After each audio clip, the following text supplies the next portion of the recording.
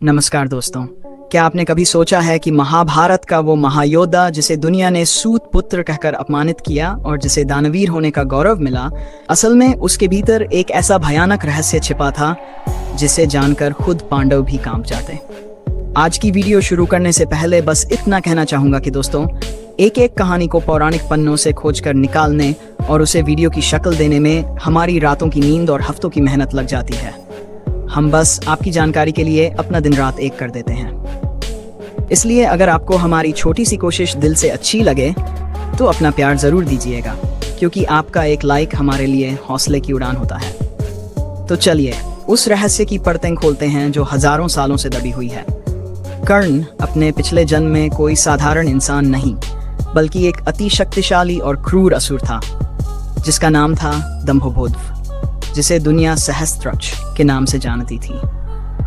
इस असुर ने अपने बल और वरदान के घमंड में यह मान लिया था कि अब उसे कोई भी शक्ति पराजित नहीं कर सकती। उसके अत्याचार इतने बढ़ गए थे कि यज्ञ रुक गए, ऋषियों का तप भंग होने लगा और देवता तक भय के साए में जीने लगे। पृथ्वी पर हाहाकार मच गया था और ऐसा प्रतीत होने लगा था मानो अधर्म ने धर्म को पूरी तरह निगल लिया हो। इस असुर ने ब्रह्मा जी को प्रसन्न करके एक ऐसा वरदान हासिल कर लिया था जिसने उसे लगभग अमर बना दिया था। उसके पास 1000 अभेद्य कवच थे और ब्रह्मा जी की शर्त यह थी कि जो भी इन कवचों को तोड़ना चाहता है उसे पहले 1000 साल तक कठिन तपस्या करनी होगी और फिर 1000 साल तक उसे निरंतर युद्ध करना होगा। और सबसे डरावनी बात यह थी कि जैसे ही एक कवच टूटता, उसे तोड़ने वाला योद्धा तुरंत मर जाता। इसी वरदान के अहंकार में उसने देवताओं और ऋषियों पर कहर बरपाना शुरू कर दिया।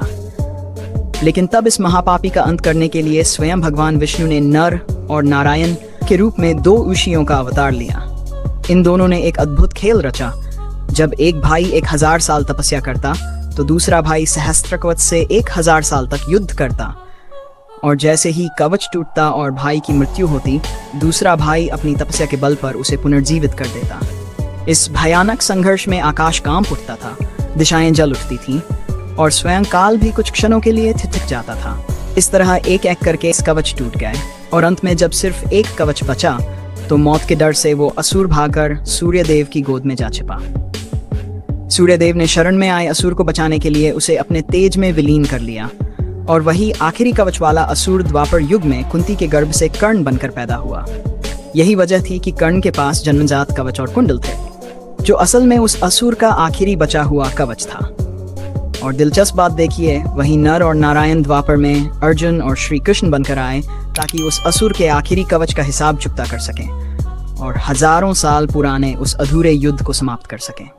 दोस्तों, कर्ण का वध केवल एक युद्ध नहीं था, बल्कि एक पुरातन पाप का अंत था जो नियति ने पहले ही लिख दिया था। अगर आपको कर्ण के पिछले जन्म का ये रोंगटे खड़े कर देने वाला सच पसंद आया हो तो इस वीडियो को लाइक करें, और ऐसी ही और भी रहस्यमय कहानियों के लिए हमारे चैनल को सब्सक्राइब करना बिल्कुल मत भूलिएगा।